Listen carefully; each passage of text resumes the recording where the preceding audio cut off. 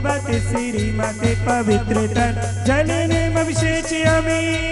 ओम ह्रीं क्लीं क्लीं अरमसि औषा अनाहत विद्याये नमो हरिहन्ताणं ह्रौं विघ्न शान्तिं कुरु कुरु देशस्य राष्ट्रस्य पुरस्य राज्य करोतु शान्तिं भगवज्जिनेन्द्र करोतु शान्तिं भगवज्जिनेन्द्र करोतु शान्तिं भगवज्जिनेन्द्रः।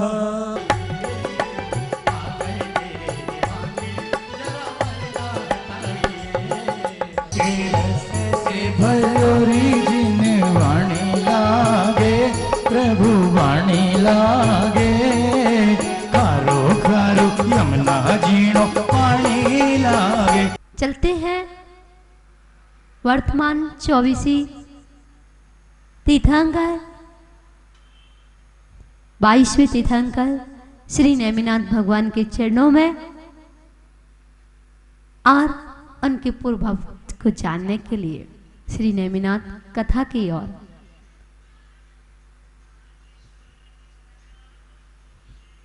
गंधवती नाम की नदी के पास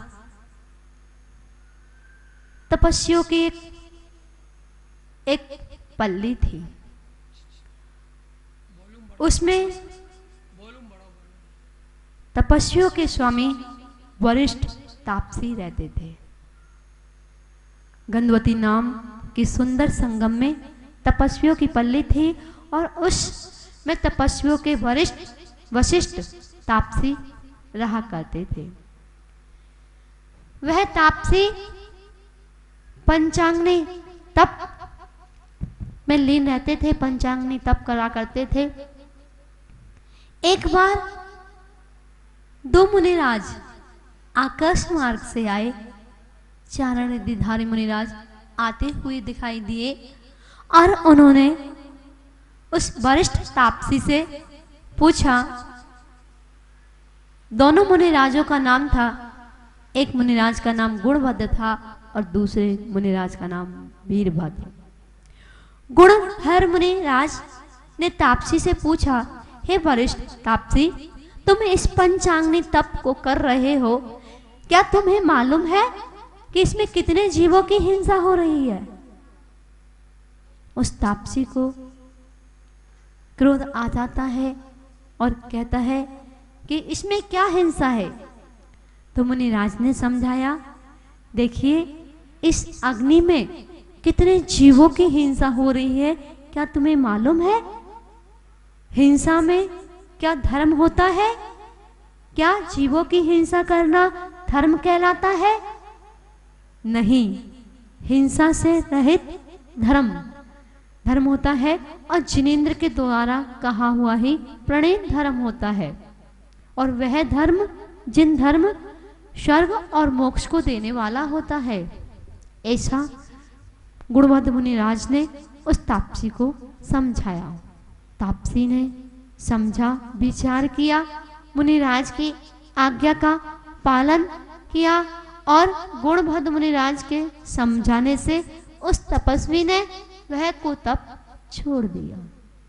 कुतप को छोड़ने के बाद दिगंबर मुनि भेष धारण कर लिया, दिगंबर दीक्षा धारण कर ली। अब वरिष्ठ मुनि कठिन तप करने लगे और कठिन तप के माध्यम से एक महीने के उपवास करने लगे। एक महीने के उपवास करने लगे। उपवास करते, तप करते और तप करते करते एक बार ये मथुरा नगर में पहुंच गए। मथुरा नगर में पहुंच पहुंचे, वहां पर भी इन्होंने 1 महीने का तप किया और उपवास किए। उपवास करने से इन्होंने महान आतप योग करना शुरू कर दिया और उसके प्रभाव से, महान योग तप के प्रभाव से इनको 7 देवियां प्रकट हुई। तप की भक्ति से, इनकी भक्ति को देख करके, संयम की साधना को देख करके 7 देवियां प्रकट हुई और वह 7 देवियां कहने लगी हे भगवान, हम आपकी सेवा से प्रसन्न हैं, मांगिए आपको क्या चाहिए, बोलिए हम आपकी सेवा में क्या करें। मुनिराज ने सोचा और कहा कि हे देवी, बहुत सुंदर रूप था उनका। कहा, हे देवी, अभी तो मुझे आपकी आवश्यकता नहीं है, अभी मुझे कोई ऐसा कार्य नहीं दिख रहा है जिससे मैं आपको कष्ट दूं। अगले भाव में मुझे आवश्यकता पड़ेगी या जरूरत पड़ेगी तो आपको बुलाऊंगा, आप आ सकते हो, आप आइए। अभी इस भाव में मुझे कोई आवश्यकता नहीं है। ऐसा कहकर और देवियां, सातों देवियां नमस्कार करके और चली गई। वरिष्ठ मुनि घोर तप करके मथुरा के जंगल के बीचों बीच पहुंच गए। वहां आतापन योग धारण करके एक पर्वत पर ध्यान करने लगे। 1 महीना हो गया, 1 महीने का उपवास हो गया। उपवास कर जैसे ही मथुरा के राजा उग्रसेन को पता चला कि यहाँ मथुरा में एक मुनिराज आए हुए हैं और बड़े ही तपस्वी हैं, 1 माह का उपवास किया है, तो उन्होंने ये भाव बनाया कि इन मुनिराज को मैं ही आहार कराऊंगा और कोई आहार नहीं कराएगा। 1 महीने के उपवास ही है।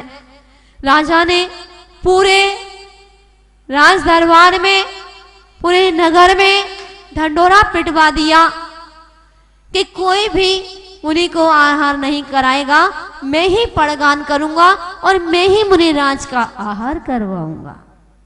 ऐसी भावना से मुनिराज मथुरा नगर में पहुंच ही गए थे, जंगल के बीच बैठे हुए थे। उनका आतापन योग ध्यान पूर्ण हुआ और वे आहारचर्या के लिए नगर में निकल गए।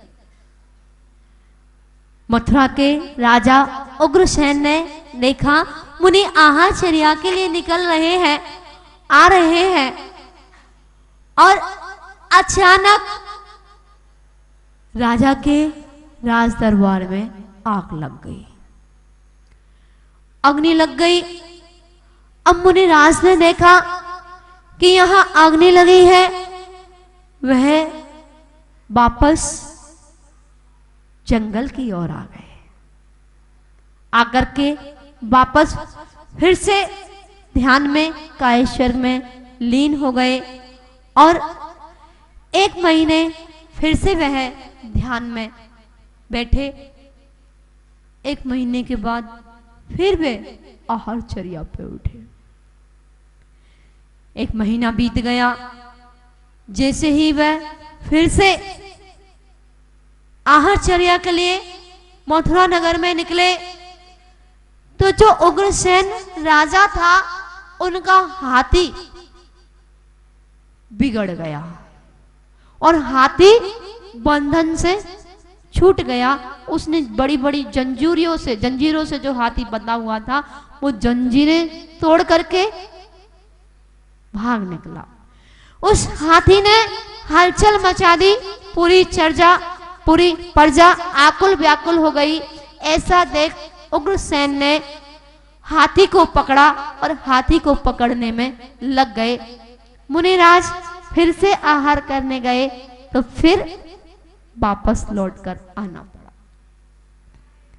प्रजा बड़ी परेशान, नगरवासी बड़े परेशान, हम कैसे आहार कराएं? राजा ने मना किया हुआ है।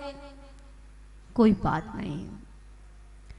फिर आकर के मुनिराज जंगल में आकर के फिर ध्यान में लीन हो जाते हैं।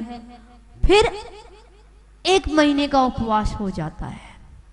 फिर एक महीने का उपवास होता है तो फिर 1 महीने के बाद जैसे ही मथुरा नगर में आहार के लिए निकलते हैं तो जरासंध का एक पत्र राजा उग्रसेन को प्राप्त होता है और उस पत्र में कुछ ऐसा लिखा होता है जिस पत्र को पढ़कर राजा उग्रसेन आकुल व्याकुल हो उठ जाते हैं। अब उस पत्र के माध्यम से भी राजा मुनिराज को आहार देना भूल जाते हैं। मुनिराज फिर से मुद्रा लेकर गए और वापस जंगल की ओर आ रहे थे। प्रजाजन कुछ चर्चा कर रहे थे, ये राजा उग्रसेन कैसा है जो ना स्वयं आहार देता है और ना किसी को देने देता है। बिन कारण मुनि पर इतना कष्ट पड़ रहा है। राजा के बारे में चर्चा करने लगे। भूख प्यास से कष्ट में बड़े क्षीण हो गए मुनिराज। 3 महीने हो गए, आहार नहीं किए। ये शब्द उनके कानों में पड़ गए। उग्रसेन राजा न स्वयं आहार देता है और न देने देता है। सभी राजा प्रजाओं से मना कर रखा है, इन मुनिराज को मैं ही आहार दूंगा और कोई आहार नहीं देगा। ऐसा शब्दों को सुनकर मुनिराज के मन में विकल्प आ जाता है और जैसे ही विकल्प आता है वह विचार करते हैं एक क्षण के लिए कि इस राजा ने मेरे आहार में बाधा डाली, न स्वयं देता है और न दूसरों को देने देता है। मैं इससे बदला जरूर लूंगा। ऐसा मन में विकल्प आ जाता है और उसी समय वो निदान बंद कर लेते हैं कि मैं इसी राजा के घर मेरा जन्म हो और मैं इस राजा का राजपाट लेकर के और इसको दंड दूं। ऐसा भाव करते हुए मुनिराज, आता नहीं है ऐसा भाव कभी, लेकिन कर्म के योग से कभी ऐसा हो जाता है।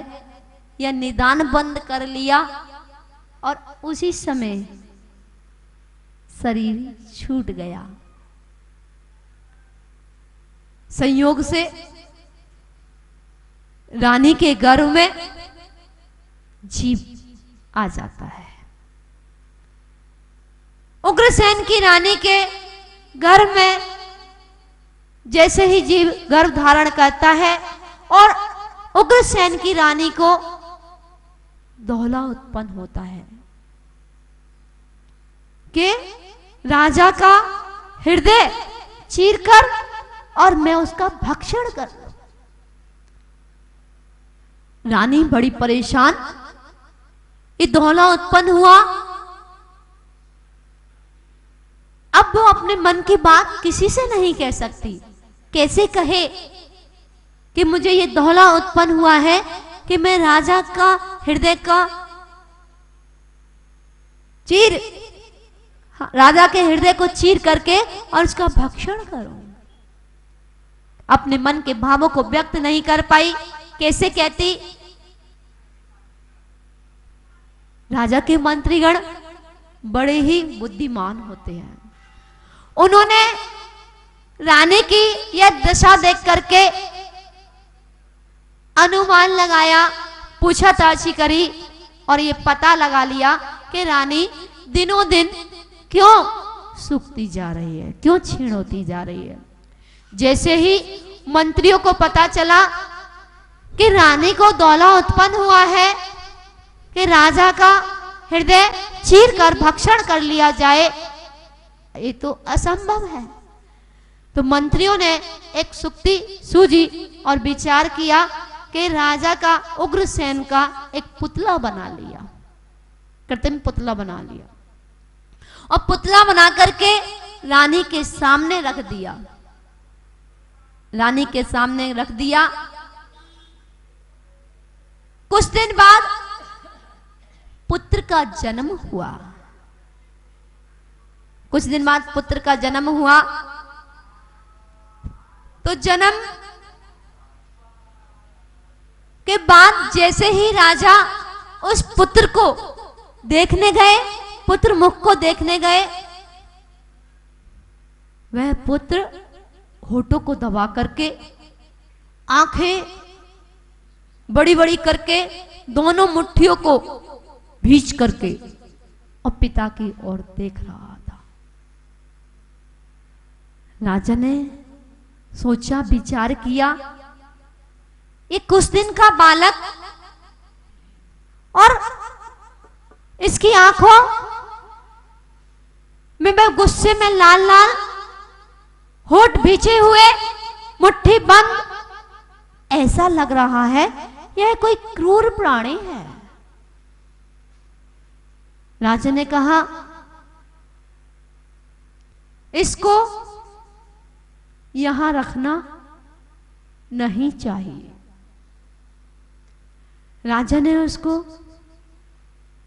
कांच के संदूक में बंद कर दिया और एक पत्र लिख दिया कि उग्रसेन की रानी से यह पुत्र उत्पन्न हुआ। ऐसा पत्र लिख करके और उस संदूक के अंदर पुत्र को और पत्र को दोनों को बंद करके और वह संदूक पेटी यमुना नदी के किनारे समुद्र में छोड़ दी। जैसे ही छोड़ी तो वह संदूक पेटी कौशाम्बी नगरी शहर की ओर, नदी की ओर पहुंच गई और कौशाम्बी नदी में पहुंच गई। वहां एक कलालिन नाम की नारी रहती थी, उसका नाम मंदोदरी था। उसके हाथ वह संदूक पेटी लग गई और वह संदूक पेटी लगी। जैसे ही उसने देखा उस पेटी को खोल करके, तो उसमें एक बालक